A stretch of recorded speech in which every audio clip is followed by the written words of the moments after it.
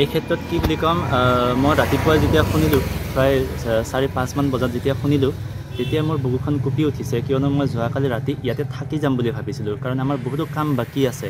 ইয়াত class 10, class 12-ৰ APSCৰ ল'ৰা ছোৱালীক ইয়াত শিক্ষা প্ৰদান কৰা হয়।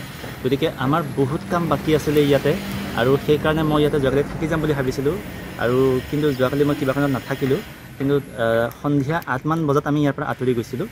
আৰু তাৰ পিছতে সন্ধিয়া মই ৰাতি গম পোৱা মতে যে প্ৰায় 12 মান বজাৰ ভিতৰত চাগে এই ঘটনাখিনি ঘটিছে।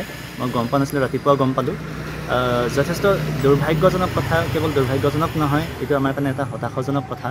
কিয়নো আমি ইয়াত এটা ডাঙৰ কিছুমান প্ৰজেক্ট লৈ পেলাই ইয়াত বহি আছিলোঁ, আমি প্ৰস্তুতি চলাই আছিলোঁ। গতিকে সেইটো বস্তু আমি ইয়াৰ পৰা আৰম্ভ কৰিম বুলি ভাবি থাকোঁতে এইটো ঘটনা ঘটি গ'ল। তাৰোপৰি ল'ৰা ছোৱালীবিলাক ইয়াত মেট্ৰিক পৰীক্ষাৰ ল'ৰা ছোৱালী আছে, হায়াৰ ছেকেণ্ডেৰী ছেকেণ্ড ইয়াৰৰ ল'ৰা ছোৱালী আছে, সিহঁতৰ ফাইনেল এক্সাম আহি আছে। গতিকে এইখিনি অৱস্থাত আমি সিহঁতৰ সেই কোৰ্চটো কেনেকৈ কমপ্লিট কৰিম, সিহঁতৰ শিক্ষাৰ ক্ষেত্ৰতো এটা ডাঙৰ ক্ষতি হিচাপে বিবেচিত হৈছে এই গোটেইখিনি কথা। কাৰণ আমি এতিয়া সিহঁতক পঢ়াব লাগিব, আমি ক'ত এতিয়া পঢ়াম সিহঁতক। গতিকে সেই কথাবিলাক ইয়াত যথেষ্ট আমি গোটেই চিটুৱেশ্যনটোত আমি যথেষ্ট দুখ অনুভৱ কৰিছোঁ। গোটেই চাৰখাৰ হৈ গৈছে, আমাৰ যিমানখিনি কিতাপ আছিলে পুৰি চাৰখাৰ হৈ গৈছে। ইয়াত ল'ৰা ছোৱালীক বহাবৰ কাৰণে যিখিনি ডেস্ক বেঞ্চ আছিলে আপোনালোকে দেখিছে, চাৰখাৰ হৈ গৈছে।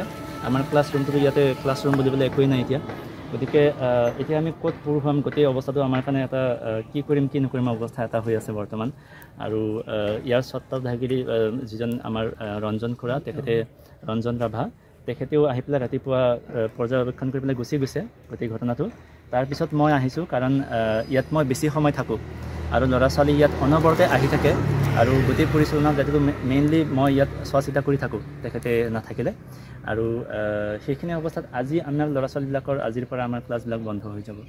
গতিকে সেইসকল ল'ৰা ছোৱালীয়ে চিন্তিত হৈ পৰিছে, তেওঁলোকে কান্দি উঠিছে, চকু পানী তেওঁলোকৰ ওলাই গৈছে। কাৰণ এইটো এটা যথেষ্ট যে আমি কেতিয়াও আশা কৰা নাছিলোঁ। আমাৰ যিখিনি গাৰ্জেন আছিলে তেওঁলোকে চিন্তিত হৈ পৰিছে। গতিকে এতিয়া আমি আশা কৰিছোঁ যে প্ৰশাসনে কিবা এটা ব্যৱস্থা ল'লে ভাল আমাৰ কাৰণে। কাৰণ আমি বেলেগ কিবাকিবি ঘটনা যি আছে ইয়াৰ আঁৰত আমি সেইবিলাক কথা গম নাপাওঁ ইমান বেছি। কিন্তু আমিতো ইয়াত কাৰো একো ক্ষতি কৰিবলৈ অহা নাই, আমি ল'ৰা ছোৱালীক শিক্ষাদান কৰিবৰ কাৰণে ইয়াতে বহি আছোঁ। গতিকে সেইকাৰণে আমি ভাবোঁ যে আমি যিহেতু কাৰো ক্ষতি কৰা নাই, গতিকে আমি ইয়াৰ ক্ষতিপূৰণ ডেফিনেটলি বিচাৰোঁ, আমি ন্যায়টো ডেফিনেটলি বিচাৰোঁ। আৰু আমাক অতি সোনকালে যদি এইখিনিৰ ব্যৱস্থা কৰি দিয়ে, অকণমান ধৰক প্ৰশাসনে যদি কিবা এটা হাতত ব্যৱস্থা লয়, তেতিয়াহ'লে আমাৰ কাৰণে যথেষ্ট সহায়ক হ'ব।